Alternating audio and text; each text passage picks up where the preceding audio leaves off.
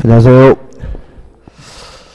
자, 오늘은 교재 페이지 96페이지죠. 96페이지 법인의 불법행위 능력입니다. 시험에 은근히 잘 나와요. 일단 이런 얘기거든요. 자, 법인도 사람이기 때문에 법인도 행위를 하고 그 행위를 하면 법인에게 직접 그 효과가 기속이 되는데, 만약에 불법 행위를 하는 경우에도 그 행위가 효과가 직접 누구에게? 법인에게 귀속이 된다, 이런 얘기죠. 일단 요건이 필요한데, 우측에 보신 첫 번째 요건은 첫째, 대표기관의 행위여야 합니다. 다시 말하면 대표기관의 행위여야지만 법인에게 책임이 귀속되고요. 두 번째, 대표기관이 직무에 관한 행위를 하여 타인에게 손해를 주어야 합니다. 두 가지 요건이죠, 그죠? 그럼 한번 생각해 보자. A라는 법인이 있고 갑이라는 대표 이사가 있는데, 요 이사가 을에게 뭘 했냐면 불법 행위를 했어요. 그러면 요 불법 행위 효과가 법인에게 직접 기속이 돼서 법인에게 책임이 기속되려면, 첫째, 이사와 같은 대표 기관의 행위여야 한다. 그 다음에 두 번째, 이러한 이사 행위가 직무와 관련된 행위여야 한다. 따라서 만약에 요 갑이 대표 기관이 아니라면 요 불법 행위가 법인에게 효과가 기속되지를 않아요. 그래서 많이 나오는 게 뭐가 나오냐면 감사가 나오게 되는데, 감사는 법인의 대표기관이 아니기 때문에 감사 행위는 법인에게 효과가 기속되지 않고요. 또 뭐가 많이 나오냐면 사원총회도 가끔 나와요. 사원총회도 법인의 대표기관이 아니기 때문에 사원총회 행위가 법인에게 사원총회의 불법 행위가 법인에게 효과가 기속되지는 않습니다. 아무튼 직무와 관련된 행위가 되거든요. 그다음 우측에 교재 잠깐 보시면 위에서부터 두 번째 쪽 오른쪽에 보시면 법인의 대표기관에는 이사, 임시이사, 특별대리인, 청산인 등이 있다, 이렇게 나와 있죠. 이거 안 외우셔도 돼요. 왜냐하면 당연히 얘네들이 대표기관인 걸 나중에 아시게 되니까요. 그죠? 다시 말하면 감사나 사원총회는 대표기관이 아니라는 거 주의하시면 되고, 그 다음에 2번, 대표기관이 직무에 관한 행위를 하여 타인에게 뭐죠? 손해를 주어야 하는데, 1번, 직무에 관한 행위가 뭐냐 해가지고 어쩌고저쩌고 복잡하게 나와 있지만 결국은 사회관념상이니까 추상적이죠. 그래서 일반적으로 봐야 된다, 이런 의미가 되니까 한번 보시기 바라고, 판례는 그닥 중요하진 않습니다. 일단은 나중에 좀 봐야 되는데, 그 다음에 넘겨보시면 2번 대표권 남용이 나오는데, 요 대표권 남용은요 오늘 안 할 거, 이건 우리가 대리권 남용할 때 함께 할 거니까 좀 참으시면 될 것 같고, 그 다음에 3번 일반 불법 행위로 성립 요건을 충족할 것. 다시 말하면 요 가행위가 불법 행위로서 성립해야 된다, 이런 얘기인데, 불법 행위 개념은 어떻게 이해하셔야 되냐면 고의나 과실로 타인에게 손해를 입히는 것을 우리가 뭐죠? 불법 행위라고 합니다. 예를 들어서 제가 운전을 하다가 빗길에 미끄러지면서 사람을 쳤어요. 그럼 저의 행위는 불법 행위입니다. 왜냐하면 저의 행위가 무엇을 인해서? 과실로 인해서 타인에게 무엇을 입혔어요? 손해를 입혔으니까요. 그럼 보시면은 어렵지 않아요.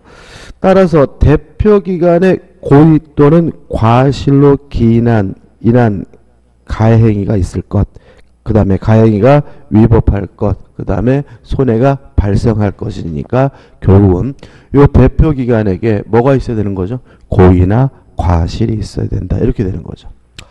그 다음에 2번 법인의 불법행위 효과입니다.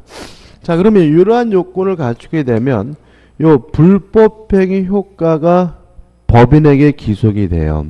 따라서 을은 법인에게 갑의 불법행위에 대해서 무엇을 물을 수 있냐면 책임을 물을 수가 있는데, 여기서 유의하실 점은 뭐냐면 두 가지인데, 첫째는 요 갑의 책임은 뭐냐느냐, 아니다. 요 갑과 A의 관계를 뭐라 그러냐면 우리 판례는 부진정 연대 채무로 이해하고 있습니다. 따라서 을은 법인에게도 책임을 물을 수 있고요. 갑에게도 책임을 물을 수 있고 아무한테나 편한 존재에게 책임을 물으면 되고요. 두 번째 조심할 것은 만약에 법인이 을에게 손해를 배상했다면 A는 갑에게 구상하는 것이 가능하다는 것까지 일단 기억하시면 돼요. 다시 한번요. 자, 대표기관의 행위고 직무와 관련되어 있고 고의나 과실로 타인에게 손해를 입힌 불법행위가 성립한다면 법인에게 책임이 기속되기 때문에 상대방은 법인에게 손해배상 등을 청구하는 것이 가능합니다. 두 가지를 주의하시는데 첫째, 법인이 책임진다 그래서 대표기관 개인의 책임이 면하는 것은 아닙니다. 따라서 을은 A나 갑 중 아무한테나 편한 사람에게 전액에 대해서 손해배상을 청구할 수 있기 때문에 A와 갑의 관계는 부진정 연대 채무라고 하고요. 두 번째, 만약에 법인이 요 상대방에게 책임을 졌다면 손해를 배상했다면 요 대표기관인 행위라는 자에게 뭐 하는 것이 가능하죠? 구상하는 것이 가능하다까지 기억하시면 되거든요. 그래서 1번 법인의 책임에서 1 해가지고 손해배상 책임이 있다죠. 주의하실 점은 2번인데 동그라미 2번이다. 한번 읽어보면 법인의 불법행위 책임이 성립하면 사용자 책임은 성립하지 않는다는 것이 통솔이다. 사용자 책임이란 건 뭐냐면요. 이런 걸 말합니다. 직원이 잘못했으면 그 직원의 행위에 대해서 사장이 책임을 지는데 그 직원을 사용한 사람이 책임을 지는데 이걸 우리가 뭐죠? 사용자 책임이라고 해요. 예를 들어 제가 중국집을 하는 사람인데 배달을 시켰어요. 근데 이 배달한 친구가 과실로 타인에게 손을 입혔다면 그 행위란 그 친구도 책임을 지지만 그 직원을 고용한 배달하는 친구를 고용한 저 사용자도 뭘 져야 돼요? 책임을 져야 되는데 이걸 우리가 뭐죠? 사용자 책임이라고 해요. 근데 이거는 요거와 상관이 없다는 거죠. 왜 이사가 대표기관이 행위라면 법인이 책임을 지느냐? 이유는 법인이 이사를 고용했기 때문이 아닌 거죠. 이사 행위가 이코로 누구의 행위예요? 법인 자신의 행위이기 때문에 책임을 지는 것이지 누가 누구를 고용했기 때문에 책임지는 것이 아니기 때문에 사용자 책임은 성립할 수가 없다는 것이 우리 판례 입장임을 통솔이고 판례 입장임을 주의하시기 바라고 그 다음에 2번 해가지고 기관 개인의 책임 해가지고 1 해가지고 대표기관인 개인도 뭐죠? 책임을 져야 되므로 A와 갑의 관계는 뭐가 되죠? 부진정 연대 채무가 된다. 이렇게 나와있죠. 요걸 좀 설명드리면 이런 겁니다. 전에 한번 기억나시는데 을이 갑에게 1억을 빌려주고 병이 보증을 섰어요.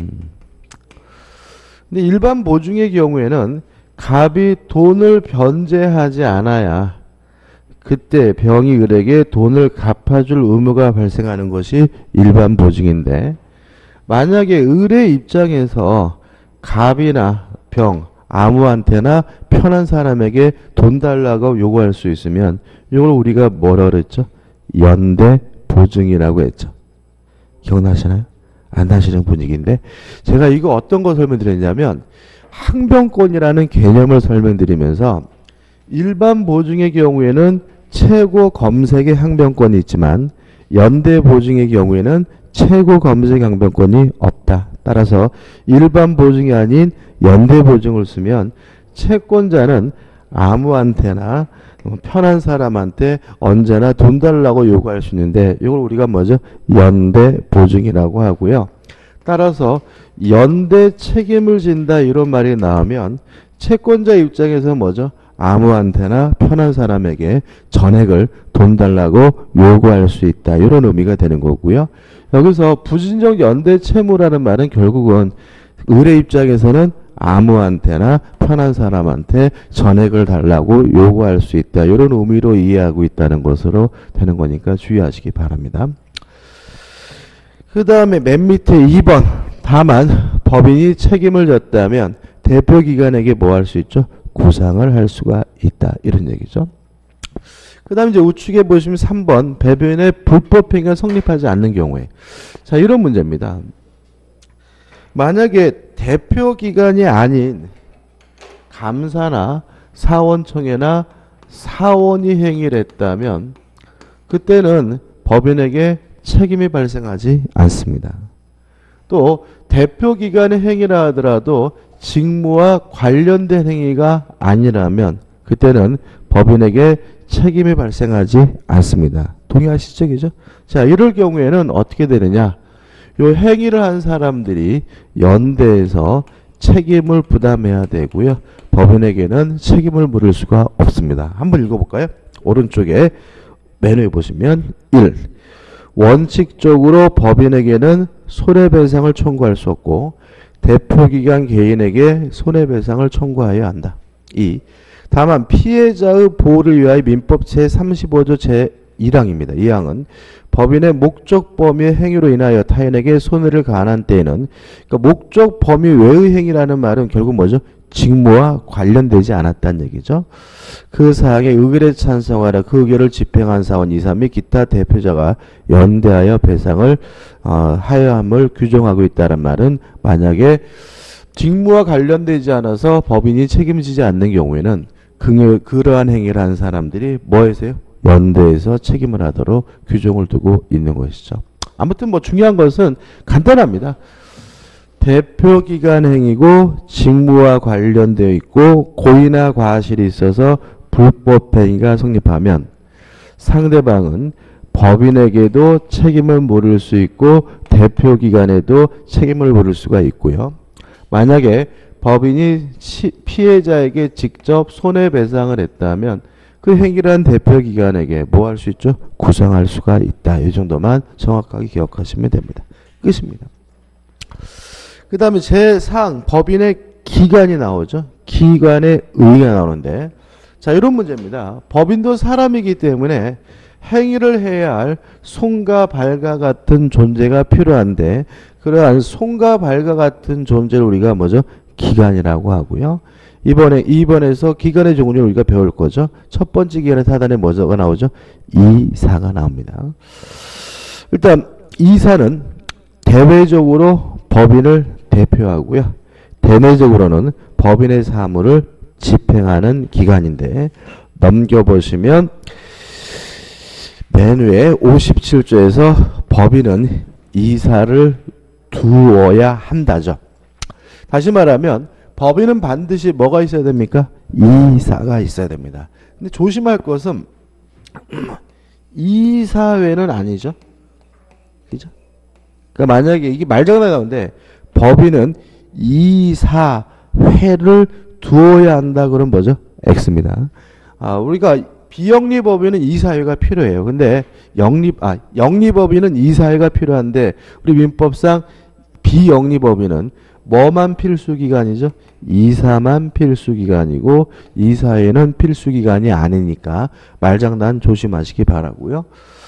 2번 이사의 임면에서 1번 정관의 필요적 기재사항이다. 기억나시나요? 자 우리가 저번 주에 정관의 기재사항에서 이사의 임면에 관한 사항은 뭐죠? 정관의 기재사항이죠. 다시 말하면 어떻게 이사를 임명하고 어떻게 이사를 면직할 것인지를 정관에 뭐죠? 기재해야 되고요. 내용은 중요하지 않습니다. 하단에 보시면 2번 이사의 사임행위의 법적 성질해 가지고 상대방이 있는 단독행위다. 자 우리가 아직 지금 단독행위에 대한 개념을 정확하게 모르기 때문에 그냥 외워두는 겁니다. 일단은 이사의 사임행위는 뭐죠? 상대방이 있는 단독행위다. 일단 기억하시고 그 다음에 우측에 3번에서 이사의 성명과 주소는 설립 등기사항입니다. 자 그러면 이렇게 되는 거죠. 가끔 시험에 나오는 것은 이사를 어떻게 임명하고 어떻게 면직할 것인지 임면에 관한 사항은 정관의 뭐죠? 기재사항이죠. 그 다음 이사의 주소와 성명은 정관의 기재사항이 아니라 뭐죠? 등기사항입니다. 그죠? 그럼 뭐 어떻게 나오겠어요? 이사의 인면은 등기사항이다. X. 이사의 성명과 주소는 정관 기재사항이다. 뭐죠? X죠. 다시 말하면 어떻게 이사를 임명하고 어떻게 면직할 것인지는 뭐에 기재합니까? 정관에 기재하고요. 이사의 성명과 주소는 어디에 기재합니까? 등기에 기재하게 되는 거죠. 보통 우리가 이 이사를 등기하는 사람이기 때문에 등기이사 이런 말을 쓰거든요. 그죠? 그래서 뭐 요번에 보니까 뭐죠? 조선일보인가요? TV조선인가? 10살 먹은 꼬마가, 그죠? 10살 먹은 꼬마가, 기사한테 나가 뒤져라, 엄마 아빠한테 교육 제대로 못 봐. 50대 넘은 분한테, 그죠? 그러는 바람에, 누구한테 볼등이 갔어요? 아버지한테 갔죠, 그죠? 근데 그 아버지가 보니까, 그 TV조선의 전무고 대표이사더라고요. 전무고 대표이사? 그 말은 뭐냐면 얘가 TV조선의 뭐죠? 등기이사라는 얘기죠. 그죠? 등기이사고 그 다음에 회사 내 직책은 뭐죠? 전무고죠. 그러니까 우리가 흔히 말하는 회장, 사장, 전무, 상무 이런 거는 회사에서 말하고 있는 뭐죠? 직책, 직급을 말하는 거고요. 여기서 말하는 건 뭐죠? 요 이사를 말하는 거죠. 그죠? 그러니까 아마 이 사람이 뭐죠? 등기된 이사하고 아마 또 회장의 아들이니까 뭐죠? 직급은 뭐죠? 전문대 대표이사를 하고 있었던 것 같아요. 그죠? 아무튼 간에 보면 참, 보니까 심어 상관이 없는데, 재벌 1세는 괜찮대요. 사람들 성향이. 왜냐하면, 무에서 유를 창출한 양반들이잖아요. 그죠? 그 다음에 재벌 2세도 그래도 사람이 좀 괜찮대요. 왜냐하면, 재벌 2세는 태어날 때부터 재벌은 아니었거든요.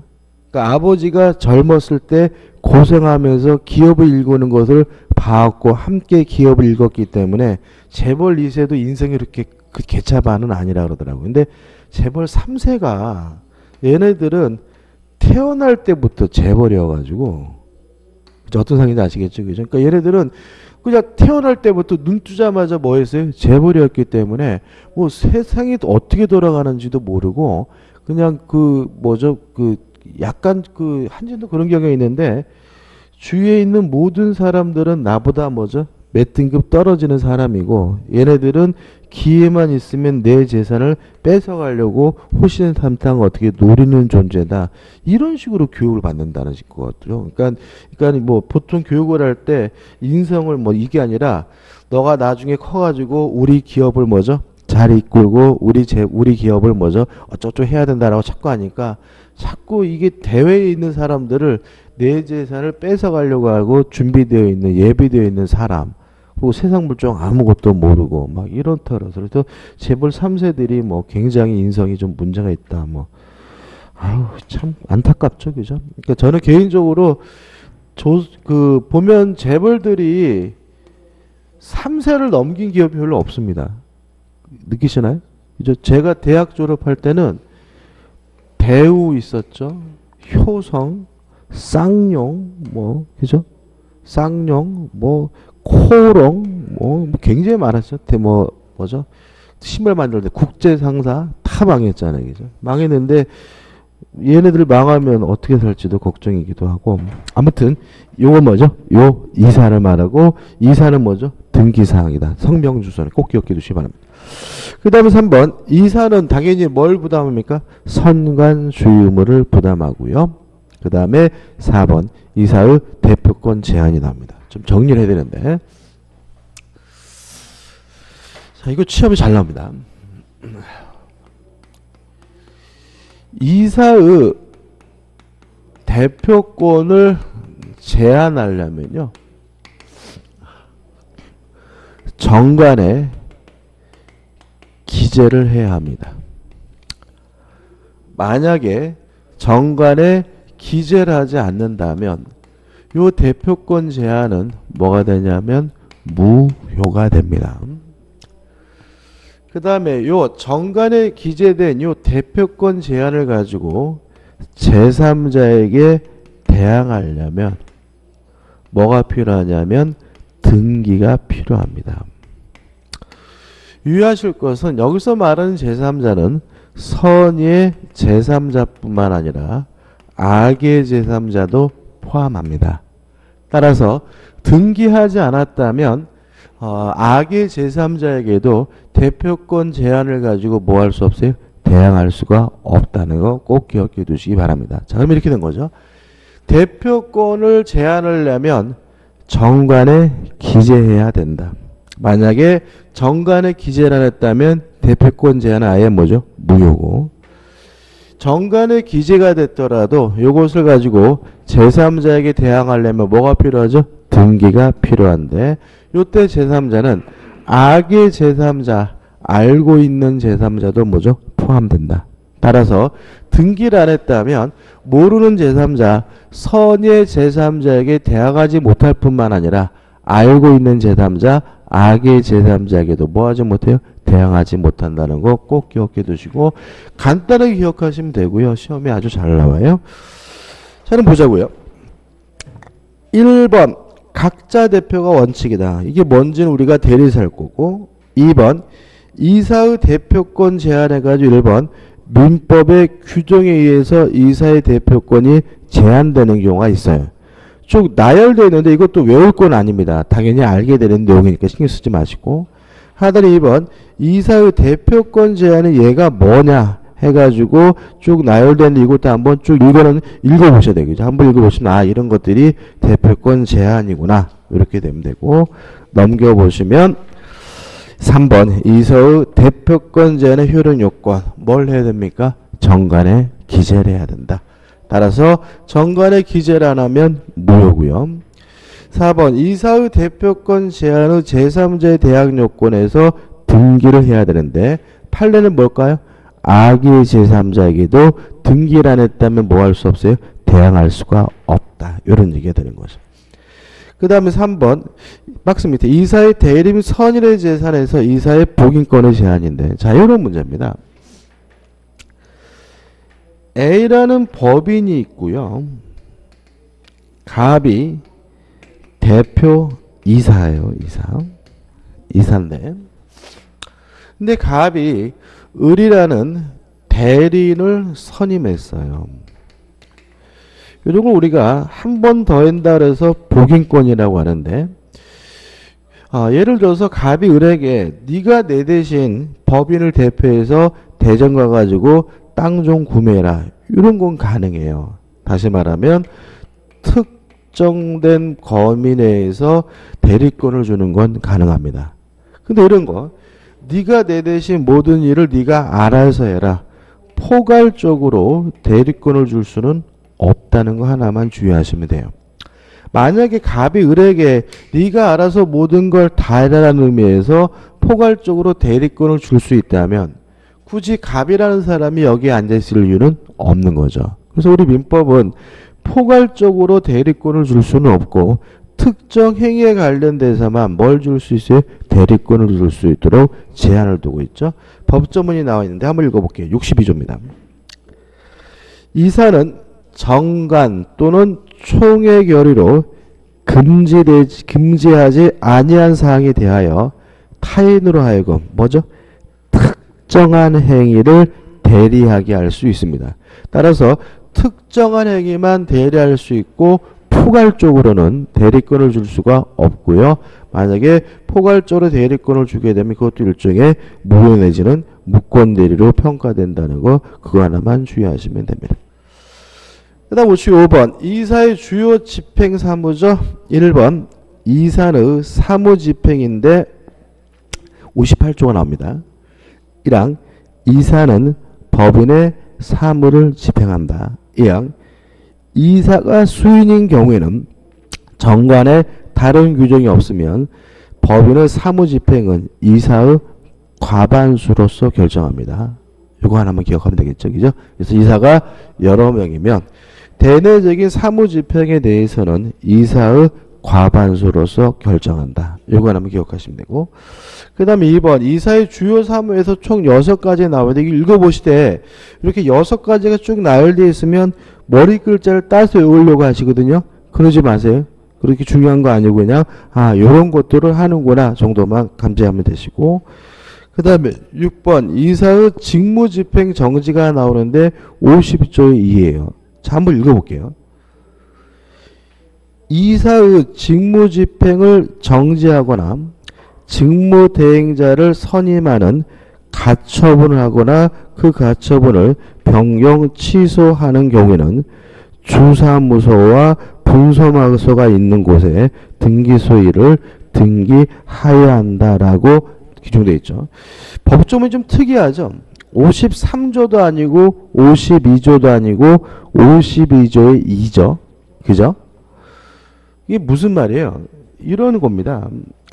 이렇게 법조문이 쭉 이렇게 나열되어 있는데 국회가 새로운 법조문을 신설하려고 해요. 근데 요 사이에 만약에 53조 이렇게 신설해버리면 뒤에 조문들이 다 밀려버리잖아요. 그러면 개정의 일상이 너무 많아집니다. 그래서 중간에 낄 때 52조의 2 이런 식으로 법을 만들어요. 그래서 뭐뭐의 2 이렇게 나와 있는 것은 옛날에 없던 조문이 새롭게 뭐죠? 신설된 거다. 이렇게 받아들이시면 되고요. 근데 법을 그지같이 만들었어요. 왜 그러냐면 이 52조의 1을 신설하면 뭐가 먼저 나와 있어야 되냐면 언제 직무대행자를 선임하고 언제 그 직무에 대한 가처분을 하는지 내용이 나와야 되거든요. 근데 그러한 내용이 없이 그냥 뭘 해야 돼요? 등기를 하여야 한다라고 규정을 해버리는 바람에 이게 무엇을 의미하는지를 알려면 뭐까지 봐야 되냐면 상법까지 봐야 돼요. 이게 무슨 말이에요? 시험에 안 나온다. 그죠? 그래서 1번 가처분의 요건에서 어쩔 수 없이 뭘 가져왔습니까? 상법 제 407조 1항에서 상법의 내용이 나오고 있는데 이 상법은 우리가 시험 범위가 아니잖아요. 그죠? 그냥 우리는 그래서 결국은 뭐예요? 법조문에 나와 있는 내용만 기억하시면 되고 구체적으로 언제 가처분을 하고 언제 직무대행제를 하는지는 교재에 나와 있긴 하지만 뭐죠? 시험 범위가 아니니까 뭐 할 바는 아니에요? 신경 쓸 바는 아닌 거가 되는 거죠. 그래서 우리가 기억하고 뭐예요? 직무대행자나 또는 가처분 또는 가처분에 대한 변경 취소라는 경우에는 뭘 해야 됩니까?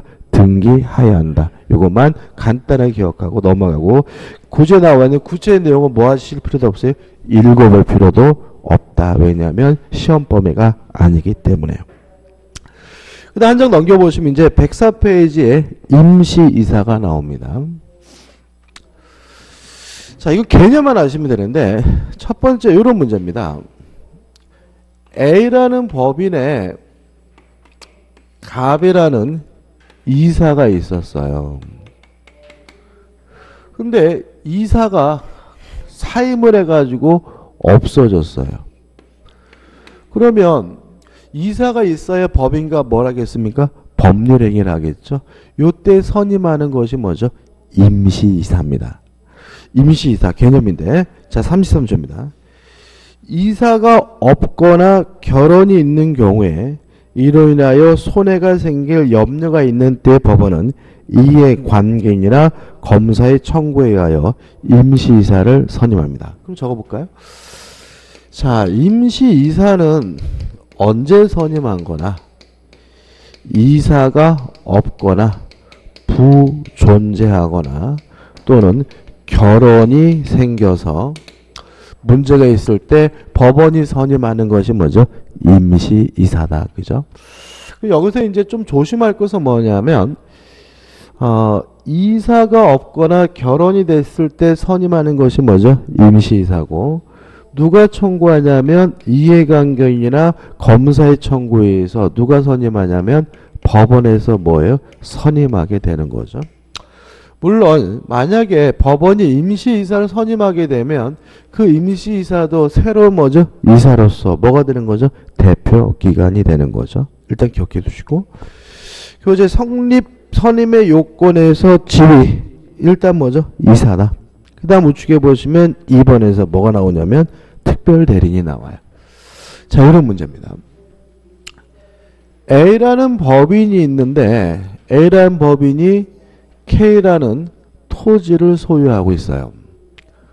근데 갑이라는 이사가 요 법인이 소유하고 있는 요 토지에 대해서 매매 계약을 하려고 해요. 그러면 이해가 상반되죠. 법인의 입장에서는 한 푼이라도 더 받는 게 좋고요. 이사는 어떻게 해요? 한 푼이라도 깎으려고 하는 것이 뭐죠? 깎는 것이 뭐죠? 좋으니까. 이때는 갑에게는 뭐가 없는 거죠? 대표권이 없는 거죠. 우리가 법정 대리 친권자 할 때 이미 설명드렸던 것과 비슷합니다. 이때는 누가 선임만 되게 되냐면 특별 대리인이 선임되게 되는 거죠. 특별 대리인이 선임돼 가지고 특별 대리인과 뭘 내세요? 매매 계약을 해야 이사가 뭐죠? 권리를 취득할 수가 있는 거죠. 그러면 이제 우리가 적어보면 임시이사는 언제 선정되죠? 이해 상반행위죠. 법인과 이사의 이해 상반행위를 하고자 할 때 누가 선임합니까? 법원이 선임하는 것이 죄송합니다. 특별대리인이죠. 그죠? 특별대리인입니다. 교재 우측에 법조 한번 읽어볼까요? 64조죠. 법인과 이사의 이익이 상반하는 사항에 관하여 이사는 대표권이 없다. 이 경우에는 전조의 규정에 의하여 특별대리인을 뭐 해야 돼요? 선임하여야 한다라는 말은 이해관계인이나 검사의 청구에서 법원이 선임한 특별대리인과 법률행위를 해야 된다. 이런 얘기고, 제가 이걸 적어놓은 이유가 있어요. 어떻게 시험 문제를 나냐면 요 임시이사와 특별대리인을 바꿔서, 그죠? 그래서 이사가 부존재할 때는 특별대리인을 선임한다. X. 이에 상반행위를 하고자 할 때는 임시이사를 통해서 해야 된다. X. 이렇게 해서 가끔 내기 때문에 이 정도만 기억하시면 돼요. 다시 한번요. 자, 임시이사는 언제 선임합니까? 이사가 없거나 결혼이 있을 때. 특별대리는 언제 선임합니까? 이에 상반행위를 하고자 할 때. 둘 다 누가 선임하죠? 법원이 선임한다. 최근에 요 법원이 선임한다는 것을 주무관청이 선임한다로 바꿔서 출제된 바도 있으니까 이런 것만 정확하게 기억하시면 되고, 그럼 결과적으로 임시이사도 이사와 마찬가지로 뭐죠? 대표기관이고, 특별대리인도 요 K토지를 갑에게 팔 때는 누구를 대표하게 되죠? 법인을 대표하니까 특별대리인도 뭐가 되죠? 대표기관이 되는 거죠. 그래서 우리가 이사뿐만 아니라 임시이사, 특별대리인도 뭐임을 알 수 있죠? 대표기관임을 우리가 알 수가 있겠죠. 끝입니다. 그 다음 우측 하단에 보시면 감사가 나오죠. 법조문이 나와요. 66조. 법인은 정관 또는 총의 결의로 감사를 둘 수 있다죠. 그죠? 그럼 일단 감사에서 첫 번째 주의하실 것은 감사는 대표기관이 아니에요. 감사는 뭐가 아니죠? 대표기관이 아닙니다. 지금 우리까지 여기까지 본 거 보면은 이사고 임시이사고 특별대리는 뭐죠? 대표기관이지만 감사는 뭐가 아니죠? 대표기관이 아니고요. 감사는 필수기관이 아닙니다. 그죠? 다시 한번 볼까요? 뭐라고 되어 있냐면 마지막에 둘 수 있다죠? 그 말은 뭐죠? 있을 수도 있고 어떻게 해요? 없을 수도 있어요. 그럼 시험 문제가 어떻게 나오겠어요? 감사를 두어야 한다. 그럼 뭐죠? X. 감사는 필수기관이 아니라 뭐죠? 임의기관이다. 있을 수도 있고 어떻게 해요? 없을 수도 있습니다. 우리가 주식회사 같은 영리법인은 감사가 필수기관인데 우리가 배우고 있는 비영리법인은 감사는 필수기관이 아니라 뭐죠? 있을 수도 있고 없을 수도 있는 임의기관이고요. 그럼 감사의 직무는 뭘 하느냐? 하단에 동그라미 일부 기억해가지고 법인의 재산사항을 감사합니다. 니은번 이사의 업무 지팡사항을 뭐죠? 감사합니다. 그죠? 그럼 대표 두 가지라는 거죠. 법인의 재산 상황을 뭐 하죠? 감사하고, 그 다음에 이사의 직무 집행을 감사하게 되는 거죠. 실제로 우리가 이제 국가를 기준으로 하면 감사원이 하는 일이죠. 우리가 보통 보면은 감사원이 뭐 하냐면 그 국가나 국가기관의 재산사항을 뭐죠? 감사하고 또 어떻게 직무 집행도 뭐죠? 감사하는 거죠. 자, 그러면 이렇게 감사를 해가지고 감사가 뭘 알게 됐냐면 문제점이 있다는 사실을 알게 됐어요. 문제점을 발견하면 어떻게 하느냐?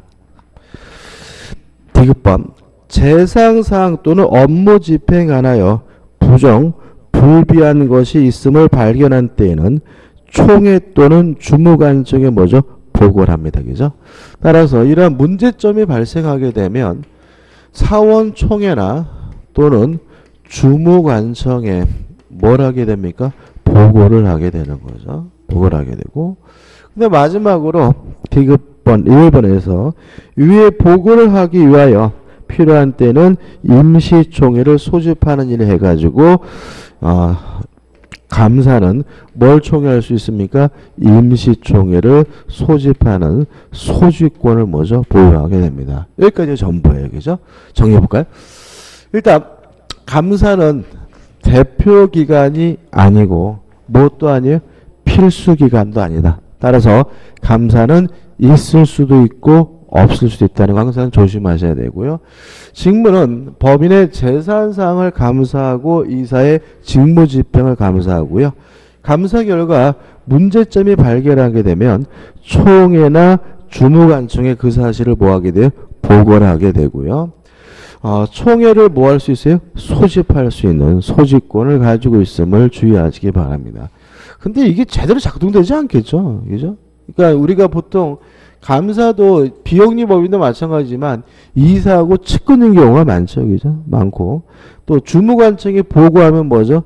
배신자 뭐 이런 낙인을 찍히는 효과가 있고 뭐 사원총회에 보고해봐야 뭐 별 의미도 없죠. 그죠? 그래서 약간 좀 제도적 보완이 필요한 게 아닌가 싶긴 합니다. 그 다음에 넘겨보시면 사원총회죠.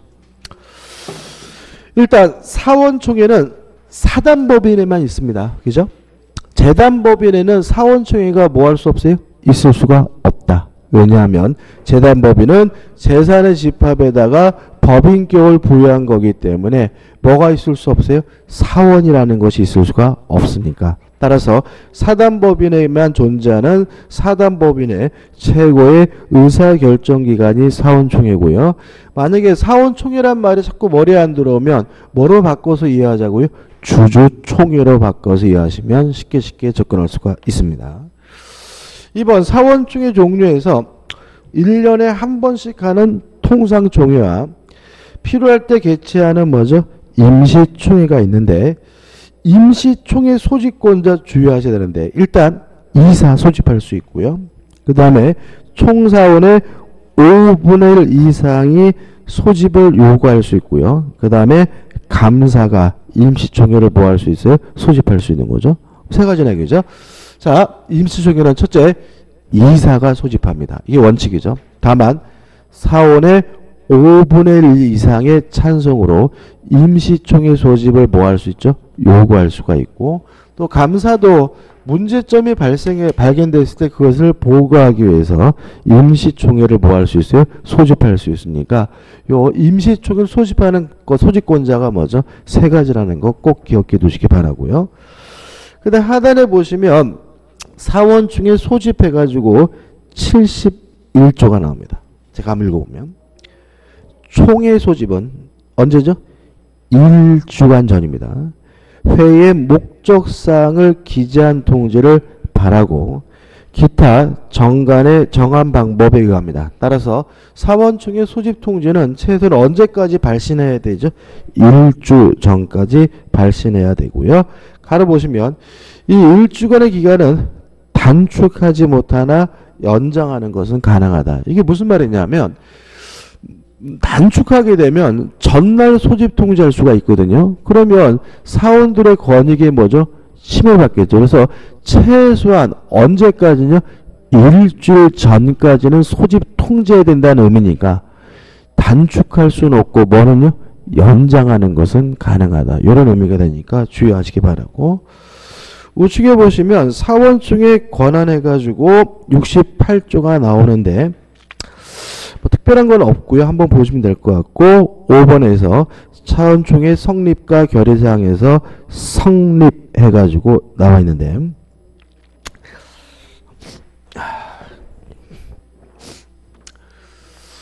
이게 좀 정리를 해보면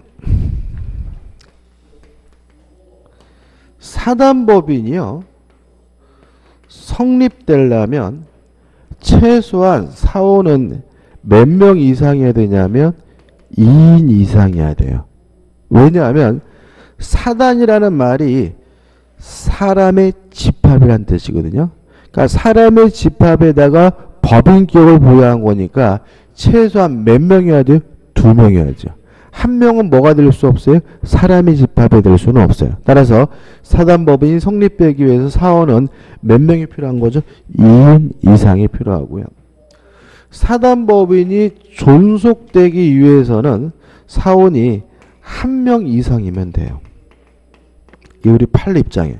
그래서 원래는 사원이 10명이었어요. 근데 다 탈퇴하고 몇 명이 남아있어요? 1명만 남아있어요. 그래도 사단법인은 계속해서 뭐 할 수 있어요? 존속할 수는 있어요. 그래서 성립할 때는 2인 이상이 필요하지만 사단법인이 유지되기 위해서는 존속하기 위해서는 사원이 몇 명이 있으면 돼요? 1명 이상이면 되는 거죠. 그 다음에 사단법인의 사원총회죠. 사원총회의 의사정족수, 사원총회가 성립되기 위해서는 2명 이상이 참석해야 됩니다. 자, 이런 얘기입니다. 자, 사원이 몇 명이냐면 100명이에요. 근데 100명인데 몇 명이 이상이 모여야 사원총회가 성립되느냐? 몇 명이 모여야 총회를 개최할 수 있느냐에 대해서는 민법에 아무런 규정을 두고 있지 않아요. 근데 우리가 아무런 규정이 없으니까 일단은 무제한인데 문제는 뭐냐면 한 명이 와가지고는 회의를 할 수가 없는 거죠. 최소한 몇 명이어야 돼요? 2명은 돼야 되잖아요. 그래서 민법에 아무런 규정이 없기 때문에 사원총회가 성립되기 위해서는 최소한 몇 명이 참석해야 돼요? 2명이 참석해야 돼야 회의를 할 수 있다. 이걸 우리가 의사정족수라고 하거든요. 그래서 1번 총회 성립해가지고 마지막 부분에 2인 이상의 사원이 출석하면 사원총회가 뭐가 돼요? 성립된다. 이렇게 나와있죠. 그 다음에 2번 결의사항은 통지된 사항만 결의할 수 있습니다. 이게 무슨 말이냐면 소집 통지된 내용에 대해서만 결의할 수 있고요. 만약에 통지되지 않은 사항에 대해서 결의를 한다면 그건 일단은 뭐죠? 무효가 된다는 게 우리 판례 입장이에요. 자, 이런 얘기죠. 사원총회 소집 통지를 받아보니까 뭘 회의하냐면 예를 들어서 뭘 있을까요? 로비를 어떻게 개조할 건지에 대해 회의를 한대요. 그래서 저는 별로 관심이 없어서 안 갔어요. 안 갔더니 뭐예요? 엉뚱한 다른 내용으로 결의를 한다면 제가 뭘 보겠어요? 피를 보겠죠. 그래서 반드시 뭐에 대해서만요? 소집 통지에 대한 사항에 대해서만 의결할 수 있고요. 통지되지 않은 사항에 대해서 의결하면 뭐가 되죠? 무효가 됩니다. 그 다음에 3번에서 뭐가 나오죠? 결의권이 나오는데 법 좀 읽어봐야 돼요. 73조 1항입니다. 각 사원의 결의권은 평등으로 합니다. 의결권이 뭐죠? 평등합니다. 비영리법인과 다르죠. 그러니까 우리가 영리법인의 경우에는 이재룡 회장이 지분을 30% 가졌니, 삼성물산이 20% 가졌니 이런 말은 뭐냐면 의결권이 뭐하지 않아요? 평등하지 않습니다. 다시 말하면 가지고 있는 지분에 따라서 의결권이 결정이 되는 거잖아요. 그죠? 근데 비영리법인은 의결권이 뭐죠? 평등합니다. 그래서 많은 돈을 내가 냈다 하더라도 내가 돈을 많이 투자했더라도 원칙적으로 다른 사람보다 의결권이 뭐 할 수는 없어요? 우월할 수는 없고요. 이것도 상식적이지 않기 때문에 꼭 기억해 두셔야 돼요. 비영리법인 사원의 의결권은 일단은 뭐죠? 평등합니다. 근데 주의할 점은 뭐냐면 사망이죠. 전 2항의 규정은 정관에 다른 규정이 있는 때는 적용하지 않는다. 즉 1항의 결의권 평등의 원칙은 정관으로 뭐 할 수 있어요? 변경할 수가 있다는 얘기죠. 그럼 이렇게 되는 거죠. 우리가 이제 결의권이란 말보다는 의결권이란 말을 많이 쓰죠. 자, 의결권은 비영리법인의 사원은 원칙적으로 어떻게 해요? 평등하다. 다만 정관으로 평등에 대해서 뭐 할 수 있어요? 변경하는 것이 뭐죠? 가능하다. 이렇게 되는 거죠. 저는 비영리법인 하면 항상 떠오르는 것이 뭐가 떠오르냐면 이명박 대통령의 청계재단이 떠오르거든요. 기억나시나요?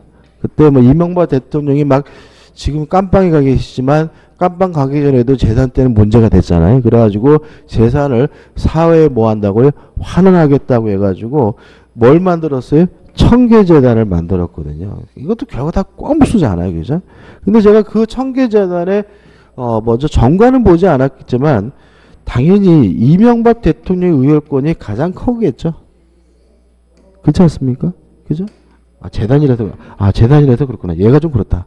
아무튼 재단이라서 이건 잠시맥이죠. 재단은 뭐가 없죠? 사원총이 없으니까 이거 예를 들면 안 되겠네. 아무튼 설립자의 의결권을 뭐죠?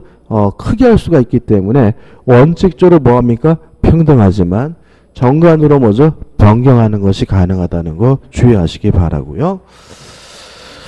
그 다음에 74조가 밑에 나와 있죠. 한번 읽어볼게요. 사단법인과 어느 사원과의 관계사항. 얘가 나와 있죠. 사원인 지위와는 관계없이 개인적인 자격으로 사단법인과 매매계약을 하는 등의 이해관계를 가진 사항을 의결하는 경우에 그 사원은 뭐죠? 결의권이 없습니다. 예를 들어 이런 얘기죠. 만약에 법인이 소유하고 있는 토지를 갑이 살려고 하는데 갑은 이사이기도 하고 뭐이기도 하냐면 사원이기도 하고요. 만약에 이 사단법인의 정관에 법인 소유의 부동산을 처분할 때는 사원총회 결의를 거쳐야 된다라고 되어 있다면 이때는 특별대리인과 매매계약을 하는 것만으로 부족하고 뭘 거쳐야 돼요? 사원총회의 결의까지 거치게 되는데 이때 갑은 뭘 행사할 수 없죠? 의결권 행사할 수가 없다. 이런 얘기죠. 다시 말하면 사원과 사단법인의 이해가 뭐가 돼요? 상반되는 경우에 사원은 뭐가요? 의결권이 뭐가 돼요? 배제가 되고 있음을 주의하시기 바랍니다. 그 다음에 넘겨보시면 총회 결의 방법과 의결 정족수가 나오는데 75조 1항 가반수 출석과 가반수 찬석입니다. 이것도 적을게요. 그 다음 사원총회에 대해서 결의를 하고자 할 때는 원칙이 과반수죠. 과반수. 사원의 과반수 출석과 가반수의 찬성으로 뭐 할 수 있습니까? 결의할 수가 있고 이것이 뭐예요? 원칙이에요. 다만 예외가 있는데 4분의 3입니다. 4분의 3 이상의 찬성이 필요한 것이 밑에 1을 해가지고 나와 있는데 임의해산과 정관의 변경 폐지에 관한 사항이죠. 폐지에 관한 사항은 먼저 4분의 3입니다. 그죠? 이렇게 한번 정리해보자고. 자, 숫자 관련된 거죠. 다 끝난 겁니다. 사단법인이 처음에 성립되려면 몇 명이 필요합니까? 2명 이상이. 사단법인이 존속하려면 몇 명이 필요하죠? 1명이. 사원총회가 성립하려면 회의를 시작하려면 몇 명이 필요하죠? 2명이 필요하고 만약에 사원총회 결의를 하고자 할 때는 원칙적으로 뭐죠?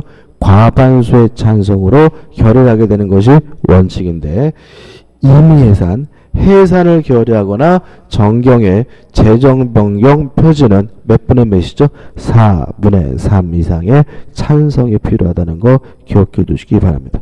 뭐 간단하고요. 꼭 기억해 두시면 되겠죠. 그러면 이게 법인과 관련된 숫자는 뭐죠? 다 끝나게 됩니다.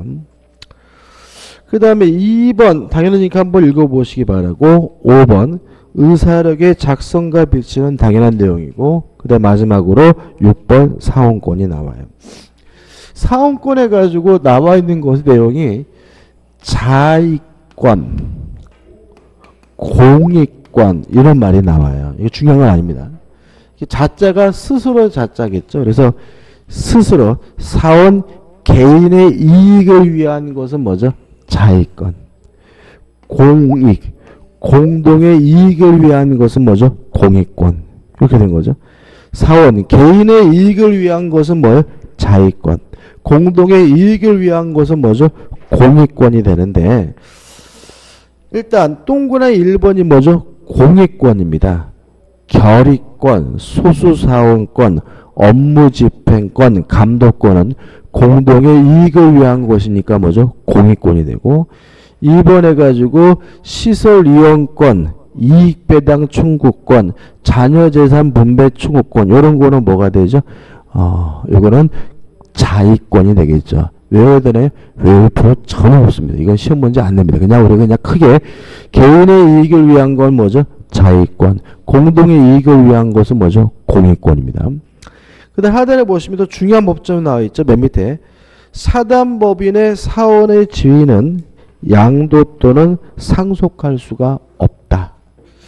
이것도 영리법인과 다르죠. 영리법인은 주주의 지위를 양도할 수 있죠. 뭐 하면 돼요? 주식을 팔면 돼요. 근데 비영리법인의 사원의 지위는 뭐 할 수 없습니까? 양도도 할 수 없고 뭐도 안 돼요? 상속도 안 되는 거죠. 그러니까는 이게 나중에 이제 문제되는 게 청계재단 같은 경우에도 이게 이제 뭐가 되잖아요. 상속되지를 않으니까 이명박 대통령의 아들한테 넘어가려면 뭐죠? 복잡한 절차가 필요하게 되고요. 다만 유의하시고 오른쪽 맨 위에 판례가 나오는데 임의 규정입니다. 이 규정은 뭐가 있냐면 강행 규정이 아니기 때문에 정관으로 뭐죠? 다르게 정할 수 있다는 것까지 꼭 기억해 두시기 바랍니다. 그 다음에 법인의 주소는 주된 사무소 소지가 법인의 주소고요. 좀 쉬었다가 정관의 변경을 보도록 하겠습니다.